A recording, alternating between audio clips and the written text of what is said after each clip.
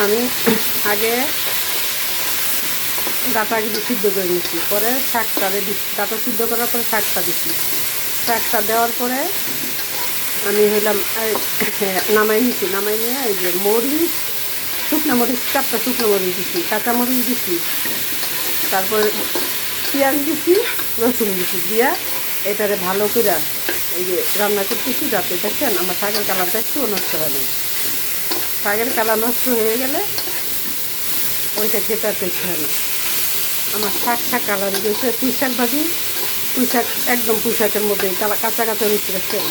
এটা যদি আগে আপনি ডাটাটা সিদ্ধ করে নেন, পরে ডাটার পরে লাস্ট দিয়ে আপনি পাতা দিয়ে দেবেন, তাইলেই শাকের কালারটা সুন্দর থাকবে।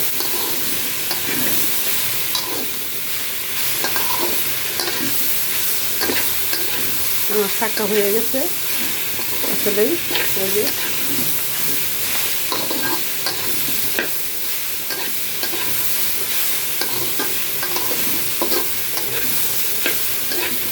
এরকম করে রান্না করে খাবেন।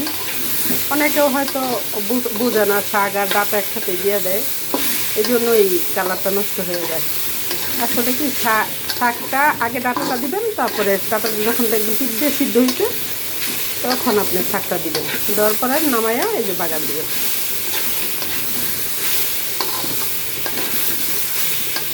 শাকটা হয়ে গেছে, এখন আমি নামিয়ে নিব।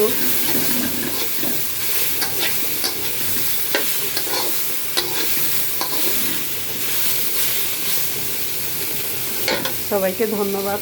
আসসালামু আলাইকুম। আমি এই যে ডিশের মধ্যে নামাবো।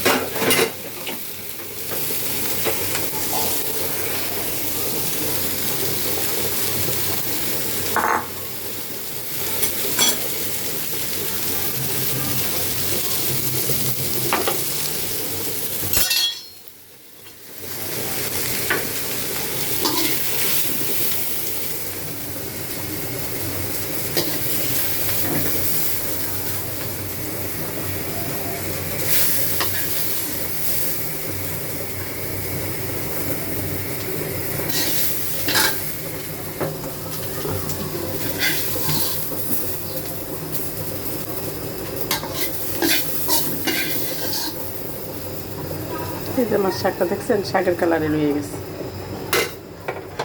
ধন্যবাদ সবাই। আসসালামু আলাইকুম।